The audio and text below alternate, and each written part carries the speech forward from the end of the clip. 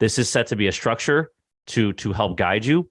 And if you've been around for a while, you're probably going to pick up just a couple tidbits here or there to help you with your underwriting moving forward. So just full disclosure on the front end here. But Rick, take it away here. Just talk, what is underwriting? Like, what goes into it here?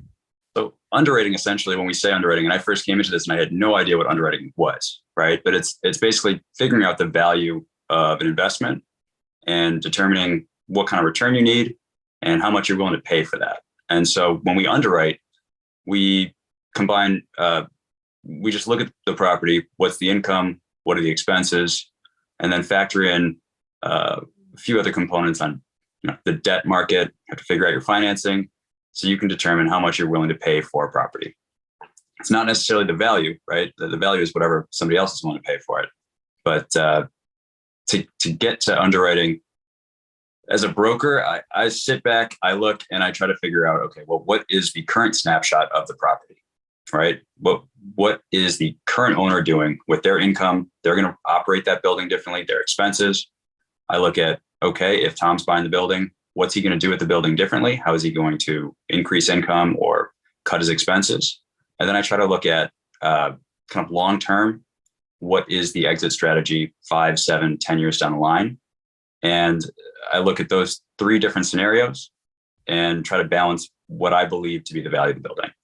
I don't want to talk forever straight here. So, I'm going to go back to my teaching days where I'm going to ask students to stop me, ask questions, cut me off, and keep me on track. So, sure. So real quick, a lot of our investors who are used to seeing OMs and saying, it's common between brokers and investors, right? How the hell did you think it's worth this? How much of that, like, when you have to make assumptions, talk about just that process, right? Of whether you're making a vacancy assumption, whether it's, how much rehab needs to go into it to actually raise the rents to the pro forma rent. Just talk about that process of working and coming up with these assumptions while still, again, you're working for the seller, right? Your job is to get them the best price.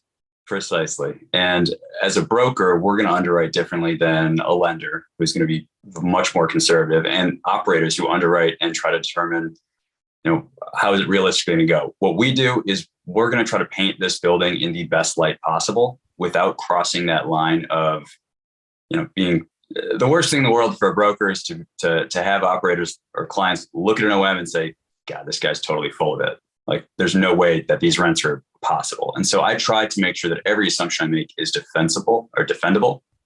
And at the same time, I'm optimistic. I owe it to the seller to say, if this is done right, I think the market will bear these rents. Or I think that you can cut your maintenance expense by this much. Even though they're currently operating it in one way, doesn't necessarily mean that the next guy who owns the building is going to operate it that same way.